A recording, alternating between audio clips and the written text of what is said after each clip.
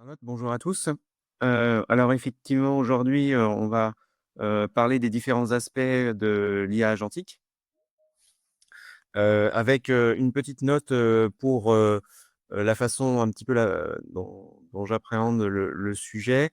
Je pense que c'est une traduction, une nouvelle variation de l'IA qui est intéressante de regarder parce que, vous le savez peut-être, il y a beaucoup de débats autour de, l'utilisation, de l'IA, générative, et de sa diffusion en entreprise, des cas d'usage et de son ROI. Là, il se trouve que, plutôt que peut-être un nouveau packaging peut-être de l'IA générative, l'IA agentique va, permettre une traduction opérationnelle en entreprise des usages de l'IA générative. Donc c'est ce qu'on va essayer aussi de développer un petit peu plus loin dans ce webinaire.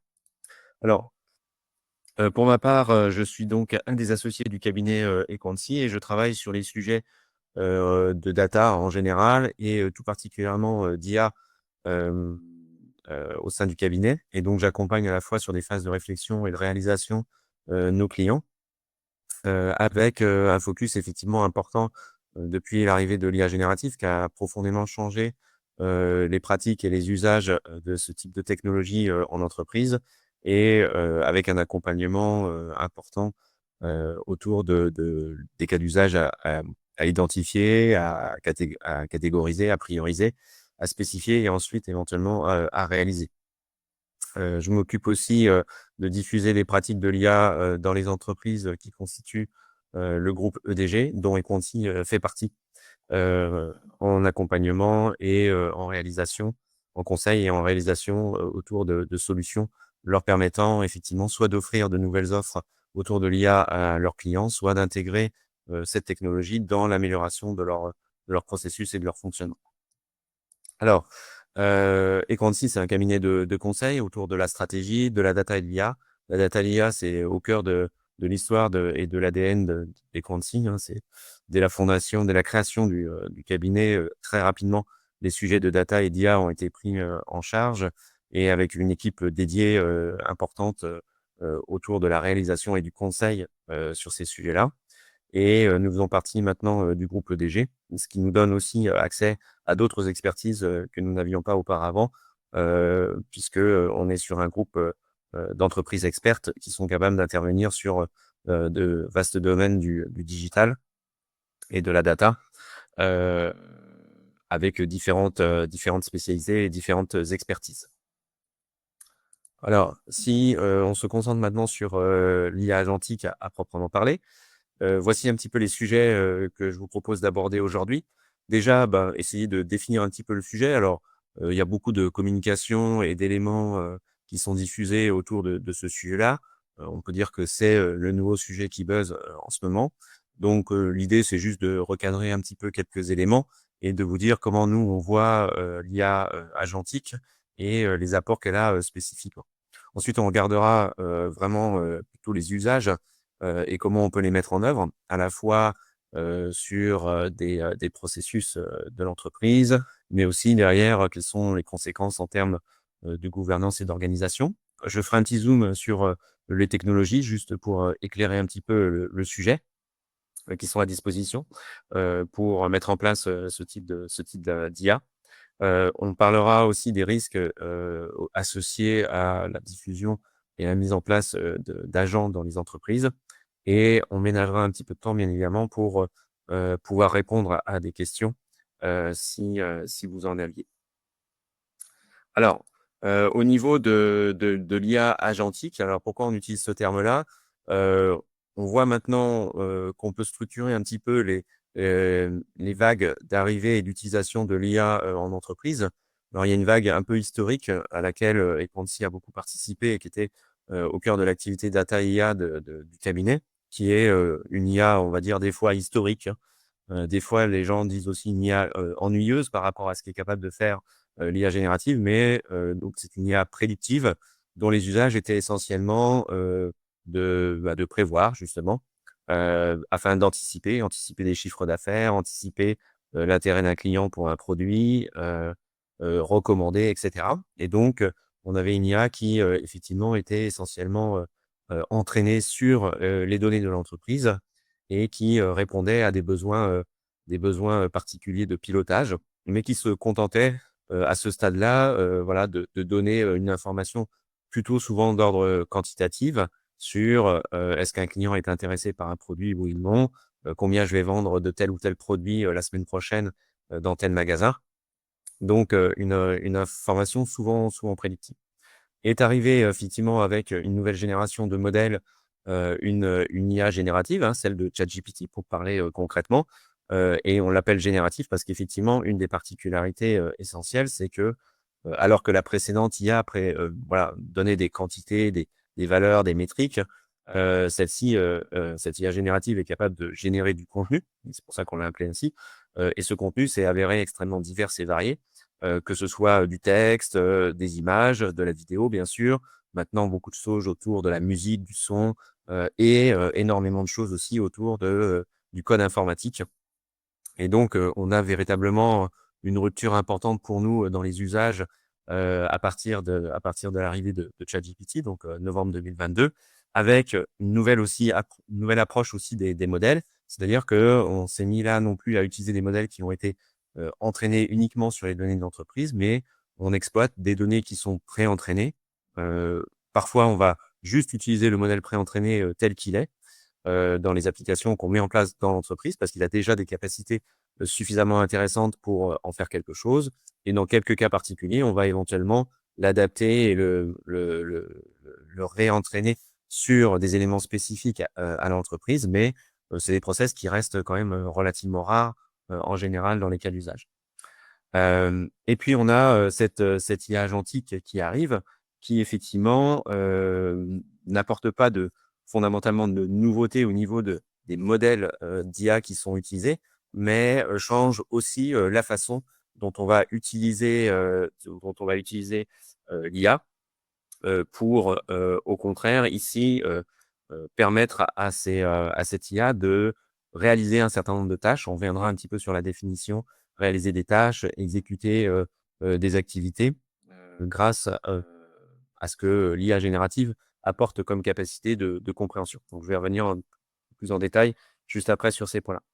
Le point que je voulais mettre en évidence sur cette partie-là, c'est qu'on a, voilà, un bouillonnement important de l'IA générative depuis l'arrivée de GPT, donc novembre 2022. Et c'est vrai que, sur les derniers mois, on a beaucoup de constats sur la difficulté qu'ont les entreprises à, complètement exploiter cette technologie, à la mettre en place, pour des sujets, voilà, de quels sont les cas d'usage qui fonctionnent, quelles sont, les limitations que présente cette technologie et qui font que, ça peut poser des difficultés de passer à l'échelle. Alors que, force est de constater qu'autour de nous, ben, cette IA, c'est largement diffusé. Je ne sais pas si vous avez fait cette expérience, mais la semaine dernière, lors de mes 3 derniers voyages, en train, je me suis retrouvé à côté de personnes qui utilisaient, ChatGPT, pour leur travail. Un étudiant, une personne qui travaillait dans une équipe marketing, allez, semble-t-il, et cetera. Donc on a une diffusion quand même, extrêmement importante et une pratique auprès du grand public, je vais dire, de façon, non organisée par l'entreprise de cette technologie et des entreprises qui, éventuellement font le constat que c'est, pas si évident que ça, d'en tirer le profit au-delà de la productivité que ça peut apporter à leurs, collaborateurs. Donc peut-être que l'IA agentique sera une façon de rendre, cette IA générative opérationnelle, heu, en, heu, en trouvant une forme et une expression, qui, permettent effectivement, de donner son potentiel à l'IA générative dans les processus de l'entreprise. Alors, si on se concentre un petit peu maintenant sur la notion, d'agent IA, donc il y a pas mal de définitions, chacun y va de la sienne. Là, j'ai pris, les définitions de 3 grands acteurs de l'IA, sur le sujet. Et donc, bon, je vous épargne la lecture, des définitions dans le détail, mais ce qu'on retrouve globalement, c'est qu'un agent IA, c'est un logiciel, faut pas l'oublier non plus, hein, c'est juste un logiciel, entre guillemets, «un robot logiciel» éventuellement même, on peut dire, qui va utiliser, un modèle d'IA, donc un modèle de langage. Ça peut être aussi un modèle, qui a des capacités, multimodales, capacité d'interpréter des images, peut-être aussi, d'en générer, pour alors dans un premier temps, comprendre des instructions qui lui ont été données.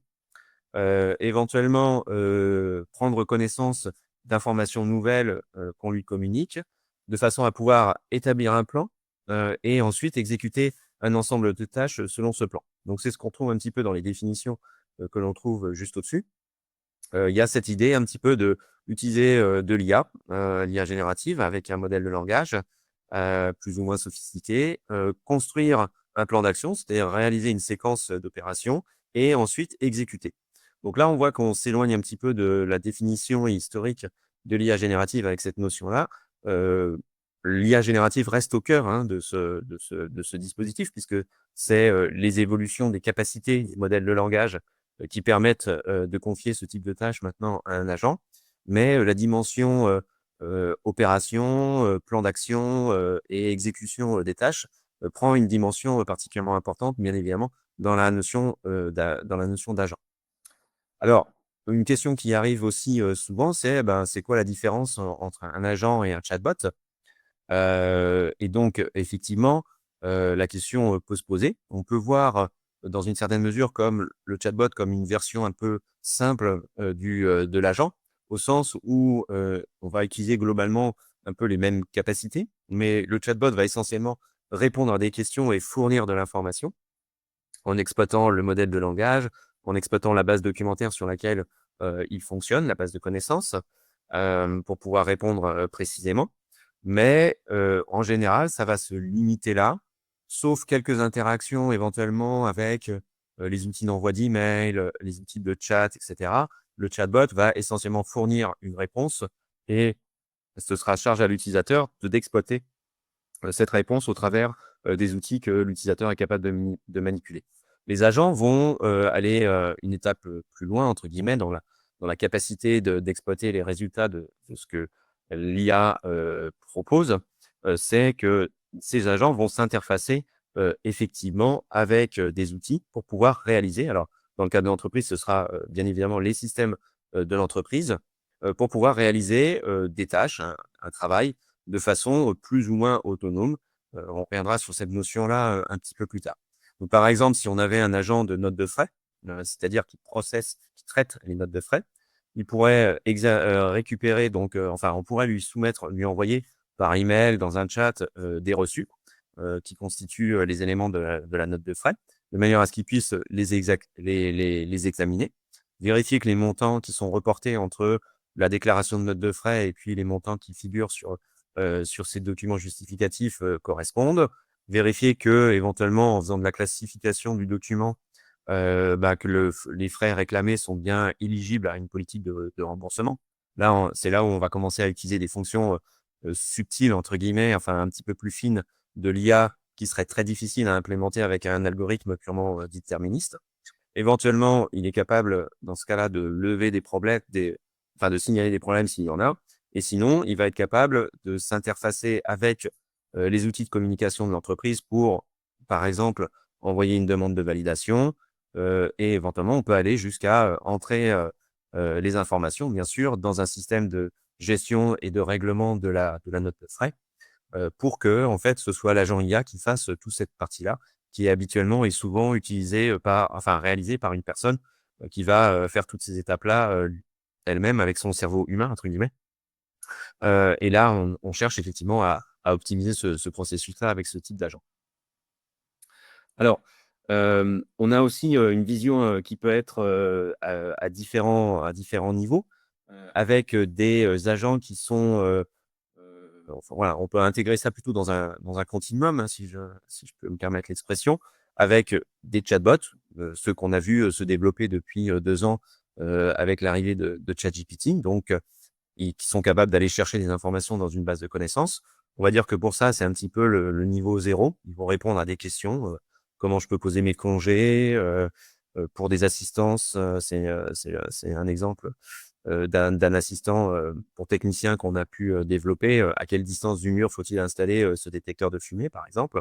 Voilà, des questions et derrière, l'outil répond du mieux possible, en s'appuyant sur un modèle, d'IA, un modèle de langage, par exemple et puis, des documents qui lui sont fournis. Donc là, on a un premier niveau, d'intelligence. Ensuite, il y a l'agent que je viens de détailler, donc je vais pas revenir dessus Et là, lui, on lui a amené en plus, des instructions sur la façon de traiter, l'information, qu'on lui soumet, et éventuellement, on lui a donné la capacité à interagir avec, avec d'autres outils, via des API, entre autres, hein. Donc, ces dispositifs qui permettent à des programmes d'échanger des informations, entre eux enfin, sans utiliser d'interface, utilisateur. Et donc, là, on va, conférer un petit peu d'autonomie au dispositif, au système, avec ce 1er niveau. Et puis on en parlera, mais, on a la possibilité aussi d'avoir une approche où plusieurs agents, donc, vont chacun prendre en charge une partie, d'un sujet et d'un processus à traiter, et éventuellement s'organiser en système multi-agents. Je reviendrai sur un exemple, pour le développement d'une application, informatique. Et là, dans ce cas-là, on a, des rôles, différents, heu, et de coordination, heu, de l'ensemble de ces agents. Alors, il y a une question autour du RPA, c'est une très bonne, remarque.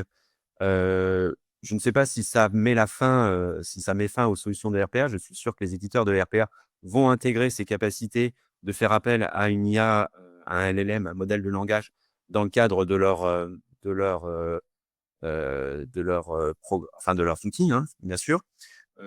Pour avoir fait, effectivement, il y a quelques années, des étapes, autour du RPA, une des grosses difficultés qu'on a avec le RPA, c'est que enfin, il va y en avoir plusieurs, mais entre autres, c'est, de traduire, une logique métier, un processus dans des instructions à donner au robot.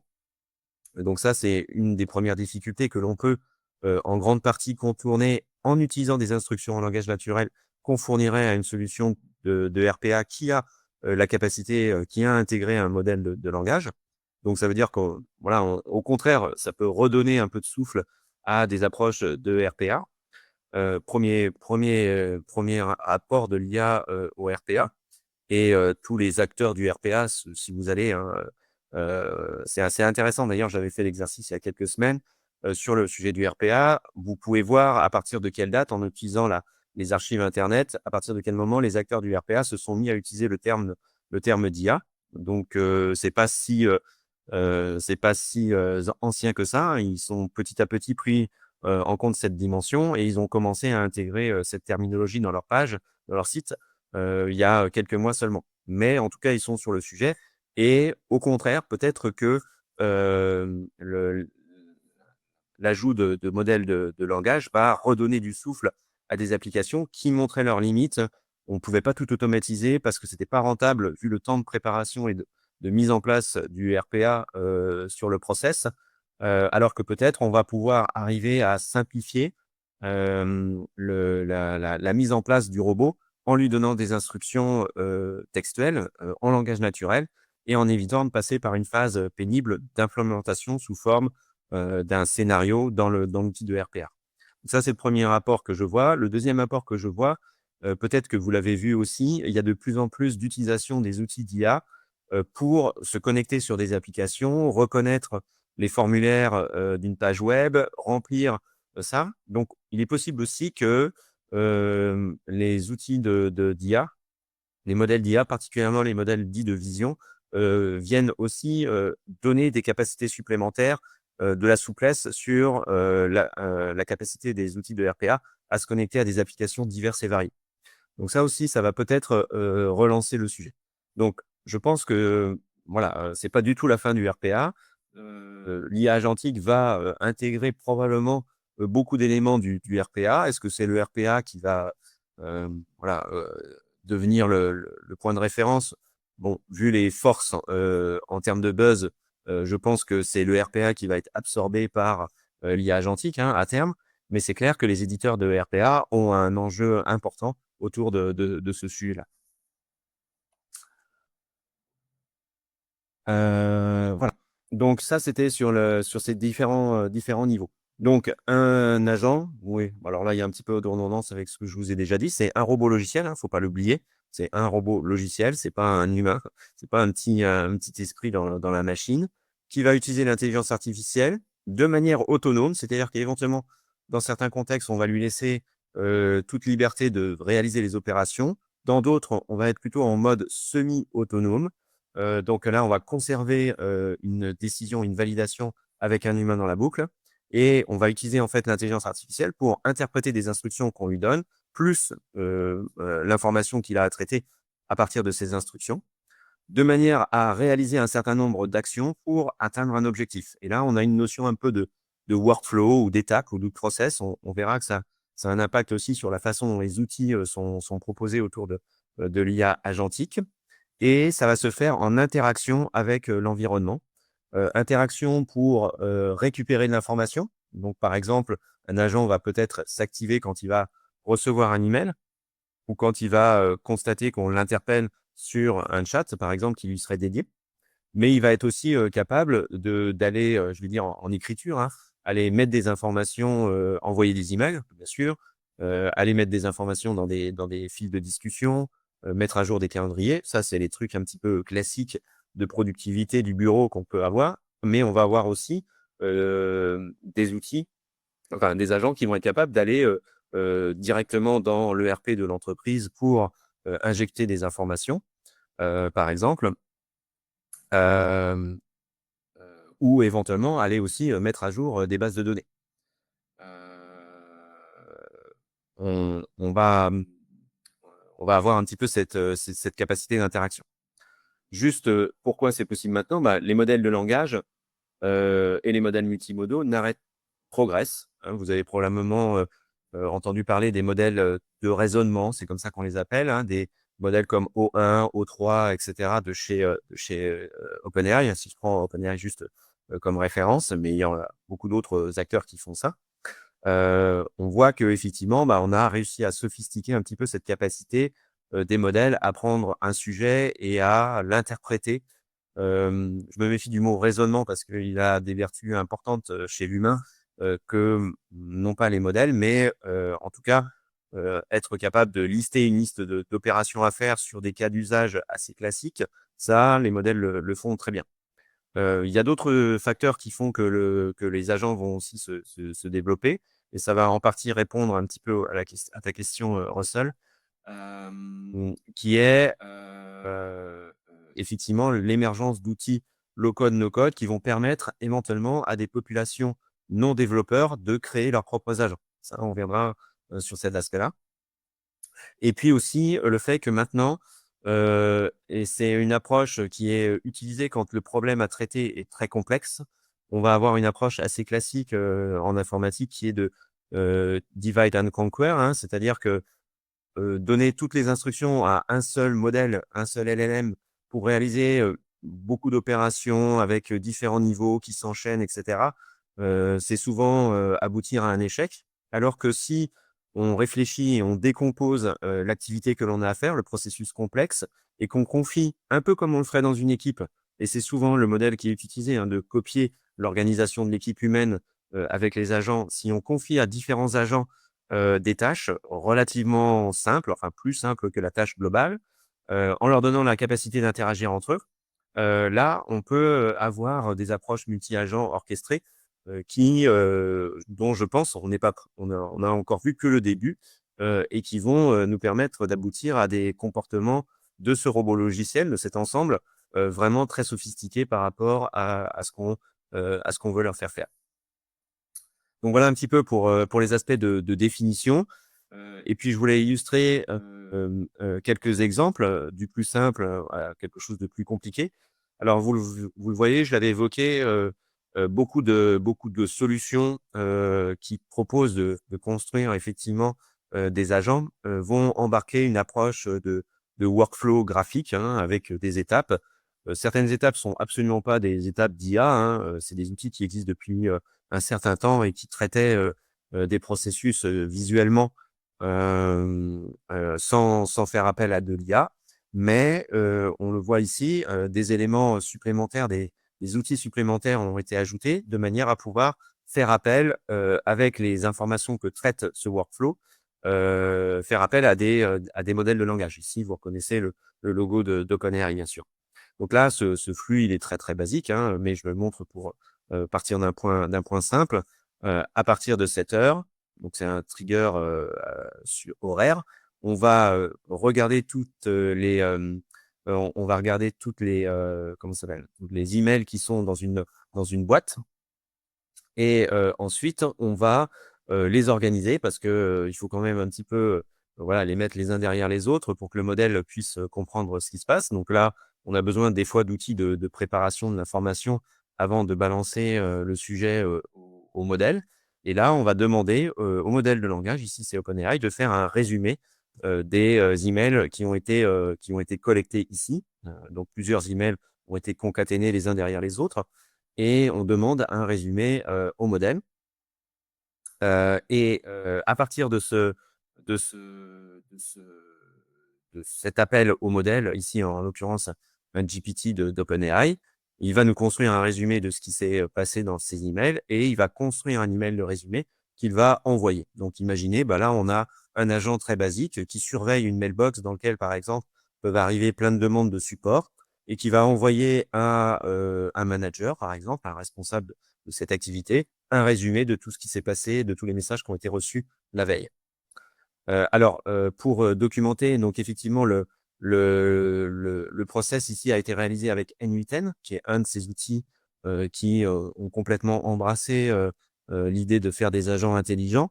Donc, à l'origine, c'est un outil de workflow, hein, no code, low code, où on enchaîne comme ça des briques qui font des étapes. La touche importante, c'est effectivement d'avoir conçu des briques supplémentaires qui permettent de faire appel à des modèles. On verra éventuellement un petit peu des choses un petit peu plus sophistiquées plus loin qui permettent ça. Alors, est-ce que l'on a encore du retour sur le passage en production de ce type de modèle? Faut être clair, c'est des choses qui commencent et qui démarrent. Donc, on est souvent, la plupart du temps, dans des expérimentations. Je me permettrai de communiquer un chiffre que Salesforce a communiqué la semaine dernière dans un événement auquel je participais et qui indique qu'il y a au plus, une dizaine de cas d'usage qui ont été mis en production. Alors, sur le périmètre que peut voir Salesforce, hein, ce qui n'est pas l'ensemble de ce que voit Salesforce, Salesforce ne voit pas l'ensemble de ce qui se passe en agent, bien sûr, mais ils sont présents sur le sujet. La personne évoquait, le responsable de l'activité agent en France évoquait une dizaine de cas d'usage qui soient passés en production à l'heure actuelle. Donc, vous voyez que ça reste encore en devenir, mais voilà, on le verra plus tard, la surface de traction est importante, donc on peut avoir un effet rapide. Je dirais que c'est une activité qui est vraiment bien cernée depuis allez, 3 à 6 mois, 6 mois si vous avez vraiment regardé très tôt les choses. Donc le temps que ça se mette en place dans les entreprises, pour moi, c'est pas tout à fait anormal. Et on va voir un petit peu classiquement heu, des, hem, des collaborateurs qui vont avancer sur le sujet s'ils ont les outils pour le faire de façon un petit peu autonome et en avance de phase sur le plan de l'entreprise. Et puis l'entreprise qui va petit à petit monter en puissance. C'est des sujets qu'on évoquera après. Donc Émilie, j'ai répondu, hein, j'espère que vous l'avez noté, c'est N8N qui est l'outil qui présente ce cas-là. Si j'avance sur un autre exemple, donc ça c'est un cas un petit peu plus sophistiqué. Je vais juste le passer rapidement. Vous retrouvez aussi N8N ici en illustration. Donc une lecture d'email. On fait passer l'email dans un modèle de langage, on copie-colle le contenu de l'email et on demande à ChatGPT, enfin à OpenAI ici en l'occurrence, quel type d'email c'est, parmi éventuellement une liste d'emails, une liste de catégories sur lesquelles on sait que l'agent est capable de répondre. Si la catégorie de classification correspond un sujet que l'agent est capable de répondre par la suite, enfin dans la suite du workflow, on va décider de le traiter. Sinon, on va simplement pas répondre à l'email. Un humain devra là intervenir. C'est pas représenté dans ce process, mais grosso modo, là, l'agent décide de ne pas prendre la parole si c'est pas dans une des catégories qu'on lui a dit pouvoir traiter. Ensuite, à partir de la question, qui est, enfin du sujet qui apparaît dans l'email, on va demander une nouvelle fois à un modèle de langage de nous aider à construire, à rédiger une réponse, éventuellement en utilisant une base de connaissances base de connaissances, c'est-à-dire un ensemble de documents auquel le modèle a accès. Donc ça, c'est un processus de RAG pour ceux qui connaissent l'expression, où le modèle, plutôt que de répondre sur la base de son ensemble d'apprentissage, qui en général n'a rien à voir avec les connaissances de l'entreprise, va aller chercher des éléments de réponse qui ressemblent à la question, qui permettraient de répondre à la question dans la base de connaissances. Et à partir de ces éléments-là, il va construire une réponse et il va soumettre cette réponse sous forme d'un brouillon dans la boîte mail de réponse pour que derrière, typiquement, bah, un humain récupère ce brouillon et le relise. Donc là, on a un humain dans la boucle, le relise et décide de valider ou pas, ou d'amender éventuellement la réponse qui a été faite. OK. Euh, Dernier exemple que je vais juste surveiller. Alors, donc, une question peut-être effectivement sur la privacy ou sur la sécurité. Là, ici, j'ai utilisé le terme OpenAI pour faire court, mais dans aucun cas en entreprise, on va utiliser un modèle. Enfin, généralement, on va pas utiliser un modèle d'OpenAI, l'entreprise directement. Ce qu'on va faire, c'est qu'on va plutôt utiliser un modèle d'OpenAI, comme un GPT-4o par exemple, que l'on va déployer dans un environnement comme Azure, Azure OpenAI, hein, puisque vous savez peut-être, Microsoft a un partenariat avec OpenAI, est investisseur de OpenAI, et donc a la possibilité de proposer dans des environnements sécurisés et isolés d'utiliser les modèles d'OpenAI, hein, des copies, ce sont des clones hein, qui sont faits. Et donc, dans ce cadre-là, vous n'avez pas de sujet, entre guillemets, de sécurité. Ce que je veux dire, c'est que le modèle que vous déployez, a priori, ben, si vous acceptez de l'utiliser, c'est comme si vous aviez une base de données déployée dans Azure, par exemple. Donc, on est sur le même niveau de sécurité. Et donc, on est bien sur un environnement fermé pour ce type de déploiement. Après, si vos collaborateurs voilà, font leur petit truc dans leur petit coin en utilisant ce type d'outils, etc., vous n'avez pas la garantie que eux respecteront bien les procédures de sécurité d'entreprise. C'est un sujet qu'on n'abordera pas aujourd'hui, mais c'est un sujet sur lequel, effectivement, nous proposons des réponses pour éviter que les utilisateurs aillent utiliser de façon non contrôlée des outils grand public mettant en danger éventuellement une partie des informations de l'entreprise. Alors, donc ici, je vais passer aussi un petit peu plus rapidement, mais c'est pour vous donner l'idée que ça peut, même si c'est du low-code et du no-code, vous voyez que le graphique, il peut devenir un petit peu compliqué. Donc là, ensuite, ici, on a en fait un workflow qu'on a développé pour collecter à partir d'une adresse de rue, hein, une adresse postale, toutes les informations dont qu'on peut retrouver pour dans les bases de permis de construire, dans le cadastre en France, etc., pour constituer une sorte de fiche qui permet de présenter les informations importantes pour éventuellement engager une discussion avec le propriétaire d'une parcelle. Alors, uniquement quand c'est une personne morale, hein, parce que quand c'est une personne physique, ça n'est pas possible. Les informations ne sont pas disponibles directement, bien évidemment. Les gens sont protégés là en confidentialité. Mais voilà, dans une approche B2B, ça permet effectivement à l'entreprise qui utilise ce workflow d'aider les commerciaux à renseigner juste une adresse et derrière de récupérer toute une série d'informations qui ont été collectées à droite et à gauche par cet agent. Alors, heu, historiquement, c'était bien évidemment les personnes qui le faisaient elles-mêmes, hein, qui allaient chercher ces informations un petit peu partout. Là, on a, en quelques minutes, la possibilité d'aller, interroger, des bases et heu et de constituer en fait, ces informations. Donc voilà, vous voyez qu'on peut finir sur des choses qui seront déjà un petit peu plus compliquées et un petit peu plus difficiles à lire comme ça en première approche. Le dernier exemple que je voulais vous donner, c'est un outil qui s'appelle GPT-Pilot. Alors, vous savez peut-être, l'IA générative est en train de s'imposer comme un outil majeur de transformation des activités de développement informatique. Voilà, si ça vous intéresse, n'hésitez pas à me contacter. C'est un sujet sur lequel je suis particulièrement intéressé aussi. Donc GPT-Pilot, c'est un outil qui commence à dater un petit peu, mais dater, j'entends quelques mois, mais qui avait cette approche agent, multi-agent, pour le développement d'une application. Donc on part c'est ce qui est représenté ici ça, c'est un extrait de leur documentation, hein, depuis les spécifications, de l'application.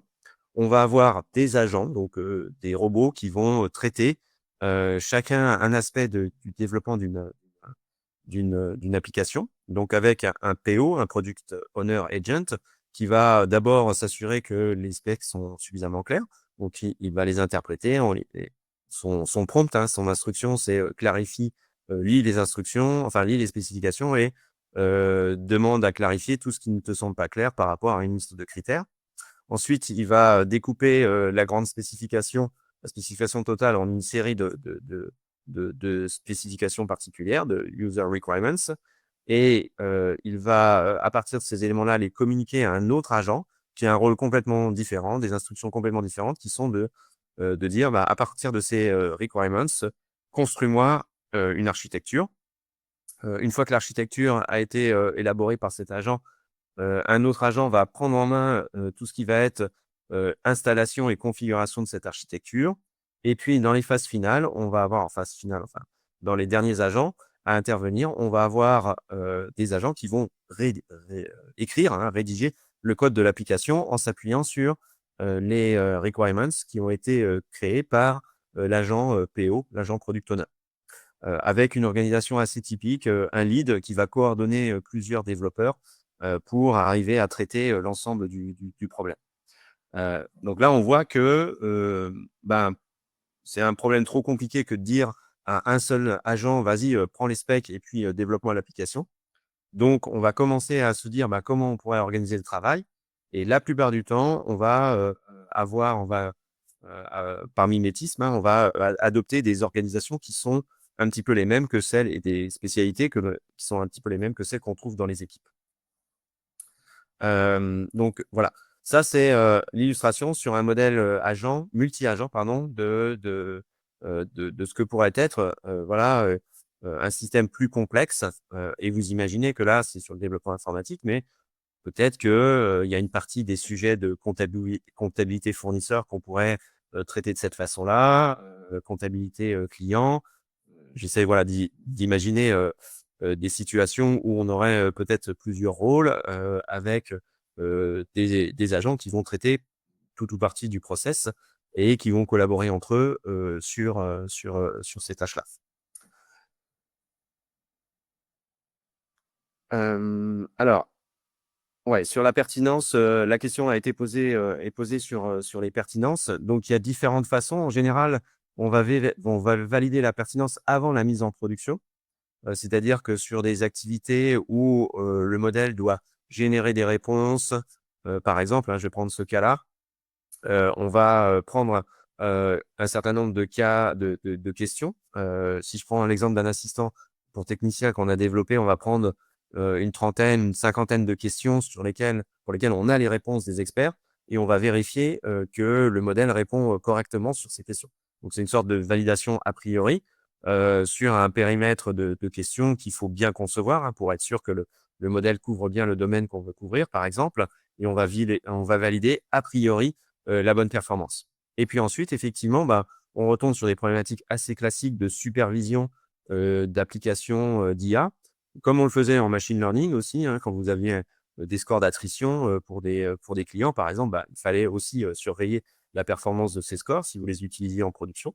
Et donc là aussi, on va, capter effectivement les réponses, on va les faire évaluer. Alors soit ça peut être effectivement avec un feedback direct, des utilisateurs s'ils sont capables d'évaluer, ou alors on va, demander effectivement, une review régulière, des résultats par, des gens qui sont experts sur le sujet.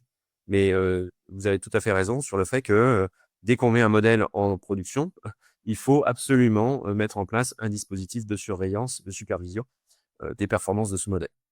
Et là, que ce soit de l'IA, générative ou de l'IA prédictive, mais les règles sont les règles sont les mêmes. Les méthodes sont peut-être différentes, mais les règles sont les mêmes. Alors, si maintenant, m'engage sur le sujet des cas d'usage qu'on peut voir, en entreprise. Donc déjà, le sujet va probablement être un sujet relativement important. Je vous disais, il y avait cette phase un petit peu de doute en ce moment, autour des apports de l'IA générative. Voilà, on en est témoin nous, directement, hein, de ces questionnements. Et peut-être que l'IA agentique, peut-être, enfin, c'est un petit peu mon feeling en tout cas, si vous me demandez, va être une façon de matérialiser concrètement, tout ce que l'IA générative est capable de faire dans un contexte d'entreprise.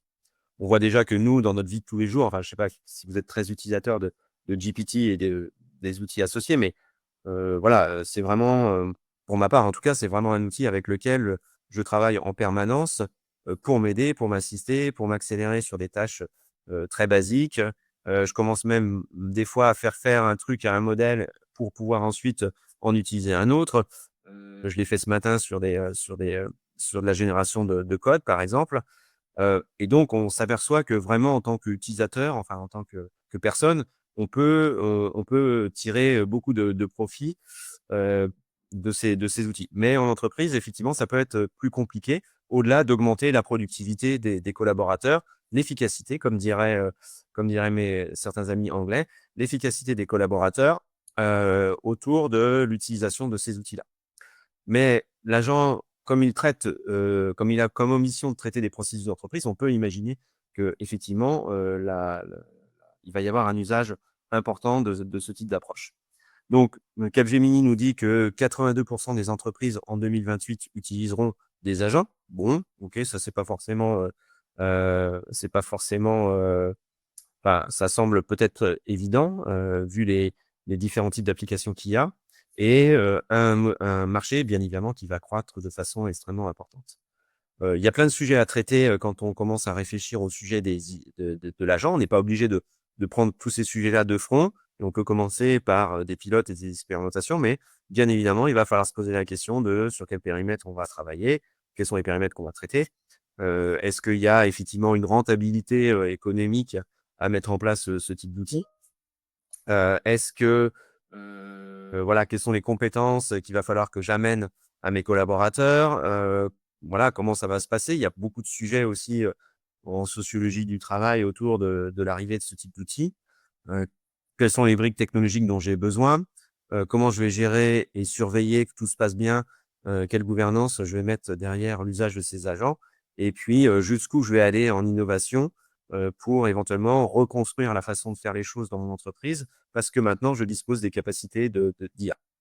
Donc beaucoup de sujets, et si on zoome un petit peu plus, précisément sur les grandes familles, de cas d'usage, voilà les 3 grandes familles sur lesquelles, on peut avoir des brainstorms, pour essayer d'identifier des cas d'usage plus pertinents pour l'entreprise. Donc il y a bien évidemment, et ça va être probablement le sweet spot, c'est, tout ce qui va être, gestion de processus de back office. À la fois sur les opérations de l'entreprise, les RH, la finance, l'informatique. C'est probable qu'il y a énormément de petites tâches, je vais les appeler comme ça dans un premier temps, qui nécessitent encore un cerveau humain, je vais aussi le dire comme ça, mais qui, voilà, sont à faible valeur ajoutée. Souvent, c'est de copier des informations dans un système, dans un autre, c'est de lire un email et puis de faire, quelque chose avec, et cetera. Là, c'est des sujets comme ça, on sait qu'on en a plein, hem, et qu'il y a, probablement, quelque chose à faire autour de ça. Heu bon, là, j'en ai listé, quelques-uns, mais je vous laisserai éventuellement en prendre connaissance plus tard. Mais gestion du back office, là, probablement qu'il y a, des process back office, il y a probablement quelque chose. Front office aussi, hein, passage de demande de client à un service client à derrière une matérialisation dans les systèmes de l'entreprise, pour, tenir compte d'une réclamation, d'un défaut de livraison et cetera et cetera. Là aussi, probablement qu'il y a pas mal de choses à faire, hein. Quand je disais back office, c'est plutôt des process donc de gestion de l'entreprise, pour être exact. Beaucoup de choses aussi autour de tout ce qui va être manipulation des documents. On sait que les modèles de langage sont forts sur ces sujets-là. J'entends là, par exemple, il y a des nouvelles versions d'un document qui sont déposées quelque part. Comment je mets à jour éventuellement toute une série de bases, d'autres documents en tenant compte des informations nouvelles qu'il y a dans ce document. Donc, on peut avoir, des applications de ce type-là et puis on peut avoir bien sûr aussi, des aides à la rédaction de documents. C'est ce qu'on fait, beaucoup avec les assistants, hein, les chatbots là, actuellement. Mais on peut imaginer aussi, des processus beaucoup plus complexes, où, l'agent va prendre une part, de beaucoup plus importante du travail de rédaction que simplement nous aider à reformuler ou à faire une table des matières ou ce genre de choses. Et puis le dernier axe sur lequel je pense qu'il y a, énormément d'applications potentielles, c'est tout ce qui va être supervision et monitoring. C'est-à-dire avoir des agents qui reçoivent des signaux ou qui sont capables d'aller chercher des signaux, hein. J'utilise volontairement une terminologie un peu abstraite. Ça veut dire surveiller des sites, ça veut dire éventuellement surveiller des chats, surveiller peut-être un jour des comptes de réseaux sociaux, etc., de manière à pouvoir être capable de détecter une information intéressante ou qui nécessite une action et derrière d'engager les actions nécessaires selon les instructions qu'on lui aura fournies. Donc tout ce qui va être détecté, analysé, alerté, ça c'est vraiment aussi probablement un usage très intéressant des agents, enfin, un domaine d'application très intéressant des agents. Alors, si je regarde aussi ce qui est fait sur les agents conversationnels, euh, il y a d'applications potentielles, bien évidemment. Autour, voilà, je vais en prendre quelques-uns parce que vous pourrez éventuellement consulter en détail ces cas. Donc, on a beaucoup de choses autour de l'assistance des forces commerciales, par exemple. Comment un agent peut m'aider à préparer un appel avec un client, une proposition. Dans le cas de recrutement, un entretien. Donc là, il y a vraiment beaucoup de choses autour de ce type d'assistance. Il y a aussi, bien évidemment, beaucoup de services de conciergerie. Conciergerie en interne pour l'entreprise, conciergerie pour des clients, etc. On a vraiment beaucoup de choses aussi sur ces sujets-là. Et puis, il y a tout ce qui va être gestion des incidents. Donc là, j'entends des appels entrants sur des services clients ou des services internes de support utilisateur pour pouvoir aider à réduire le temps. Donc, je vous laisserai consulter ces exemples. Je vais passer aussi rapidement sur celui-ci qui continue à explorer un petit peu les différents cas d'usage autour des équipes de vente, des équipes informatiques, marketing, RH. Donc là, j'ai repris une production de Google sur le sujet qui investit aussi pas mal de choses et qui permet de retrouver un petit peu cette notion, quels sont les objectifs, quels sont les systèmes avec lesquels je vais interagir et quelles sont les fonctions que vont réaliser, hein, les cas d'usage que vont réaliser mes outils. Sur les ventes, on en a déjà un petit peu parlé, ça va être d'aider à organiser le processus de vente. Sur les équipes informatiques, ça va être éventuellement d'aider à traiter des demandes d'évolution, des demandes de modification de code, hein, comme des merge requests, des choses comme ça. On a aussi beaucoup d'usages, au-delà de la génération de code à proprement parler, des agents dans les équipes IT. RH, je pense que tout le monde voit les applications potentielles de ce type d'agents. Et aussi au niveau du marketing, sans parler de génération de contenu à proprement parler, il y a énormément de tâches de manipulation et de gestion que des outils des agents peuvent prendre en charge à ce niveau-là. Si on doit réfléchir un petit peu autour de comment on définirait un agent par rapport à un besoin fonctionnel, vous pouvez prendre un petit peu ces clés de lecture. Si vous avez à spécifier un petit peu un cas d'usage, hein, cette planche illustre ce besoin-là. Donc déjà, définir quel va être le rôle de l'agent, ses missions et les instructions qu'on va lui donner, le périmètre hein, d'action qu'il va avoir, à quelles données il doit pouvoir être capable d'accéder ou qu'il va recevoir pour pouvoir agir. Quelles sont les actions qu'il est capable de faire? Donc, quels API il va être capable d'aller consulter? Sur quel site il va être capable d'aller naviguer pour mettre à jour de l'information, intranet ou extranet, hein? Et derrière, quels sont les garde-fous qu'on va mettre en place pour éviter que le modèle ne fasse n'importe quoi? Et éventuellement, est-ce qu'il y a des étapes de validation de ce qu'il fait? Dernier élément, par quel mode, enfin par quel canal éventuellement on va interagir avec l'agent. Est-ce que c'est lui qui en automatique va surveiller des systèmes d'information ou est-ce que on va le déclencher en lui envoyant un email ou en l'interpellant dans un fil de discussion sur une messagerie instantanée, par exemple. Alors, si vous vous posez la question derrière, bon, OK, il y a des applications, OK, ça a l'air d'être intéressant, comment je peux attaquer le sujet?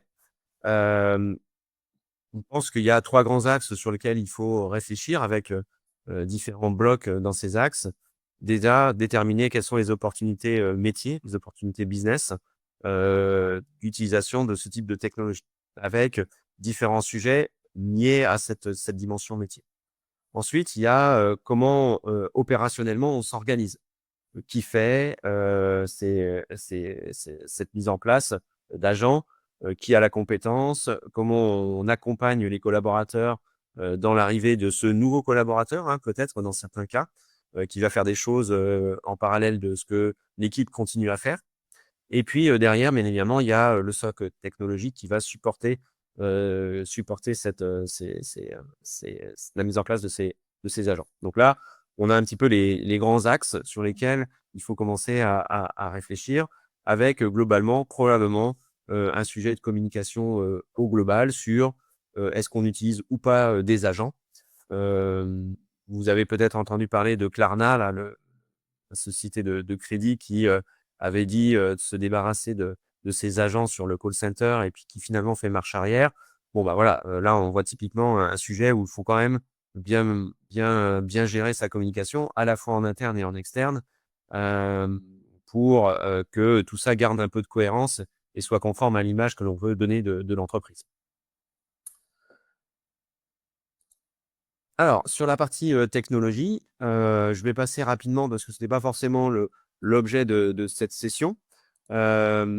Grosso modo, quand on va mettre en place de l'agent, bien évidemment, il y a des outils assez simples qui permettent de commencer en mode exploratoire. Mais là, je vais regarder un petit peu les éléments un petit peu plus structurants dont on peut avoir besoin. Bien évidemment, vous l'avez compris, on a besoin d'un modèle d'IA, un modèle de langage ou un modèle multimodal. On va en général s'appuyer sur des déploiements privés de grands modèles euh, ou de modèles d'autres modèles, enfin de modèles plus simples. Et donc, on va retrouver ici nos suspects usuels, habituels sur ces modèles-là. Ça change pas. Et c'est eux qui vont nous donner la capacité de base supplémentaire par rapport à simplement un robot logiciel historique de RPA, par exemple. Ensuite, il va y avoir effectivement, et c'est là où les acteurs de RPA ont peut-être aussi quelque chose à dire, des solutions d'orchestration, c'est le terme qui est utilisé habituellement, d'agents. Donc là, on va structurer les appels au modèle au travers des workflows. Hein. N8N, par exemple, est un exemple de ces agents-là, où on va éventuellement gérer les interactions avec les agents. Un point important, c'est que l'agent, il doit agir. Donc, il faut qu'il soit capable quand même d'aller se connecter à des API. Tous les systèmes internes de l'entreprise ne sont pas sous API, n'ont pas une API. Donc, il va peut-être y avoir à ce niveau-là un certain nombre de questions. Il faut qu'il puisse aussi accéder à des données, à des fichiers. Donc là aussi, il va y avoir des enjeux de sécurité autour de ça. Bien évidemment, il aura besoin, mais ça, c'est en général intégré dans les environnements qui permettent d'avoir des agents de la mémoire pour pouvoir éventuellement se rappeler d'une précédente exécution et tenir compte de ce qu'il a fait précédemment. Et il va falloir avoir un environnement de supervision pour savoir un petit peu ce qui se passe. Voilà un petit peu les grands éléments que vous pouvez retrouver.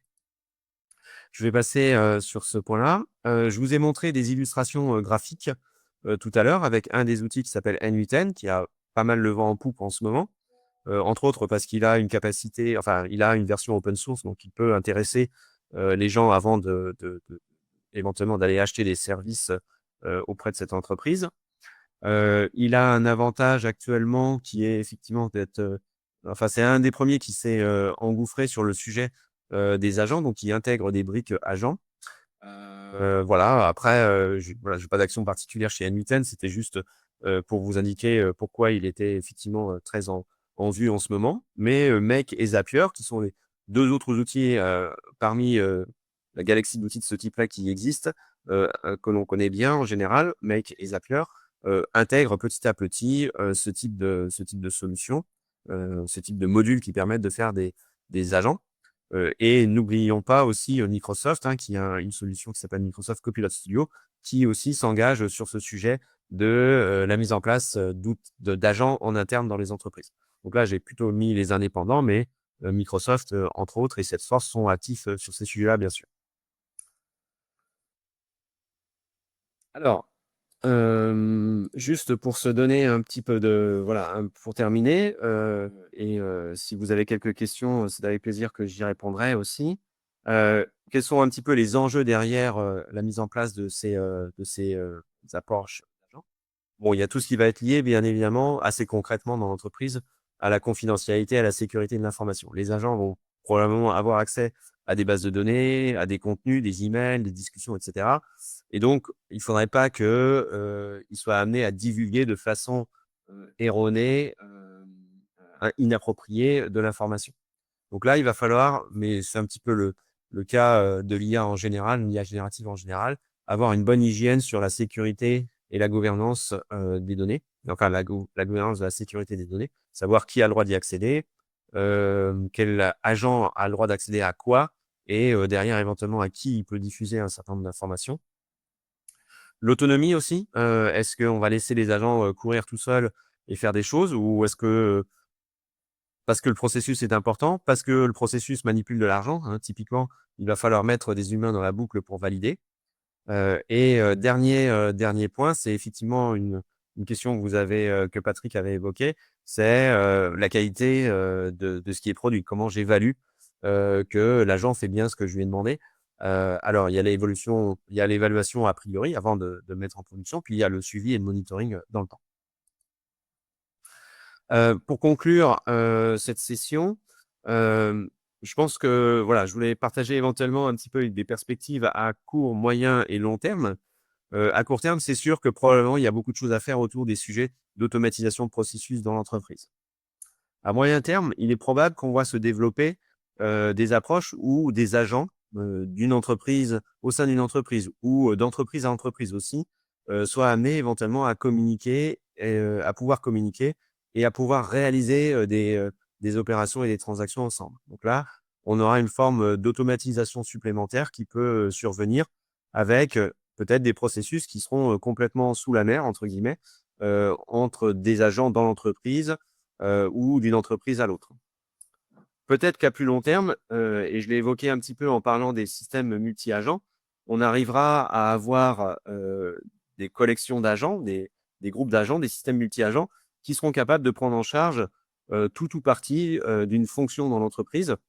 Certains parlent voilà, de directeur marketing sous forme d'agent, de choses comme ça. Je pense qu'on n'y est pas du tout, bien sûr, mais c'est, une des perspectives qui est évoquée et plutôt que de l'évoquer en termes de remplacement, on peut peut-être aussi plutôt l'évoquer en termes de jumeaux, digital qui existeraient et qui permettraient, d'avoir une sorte de partenaire, digitalisé, sur une fonction donnée. Donc pas remplacer la personne en question, mais décupler ses capacités avec un jumeau capable de réaliser toute une série d'opérations. Donc là, c'est mon côté positif d'essayer de voir plutôt cette perspective-là.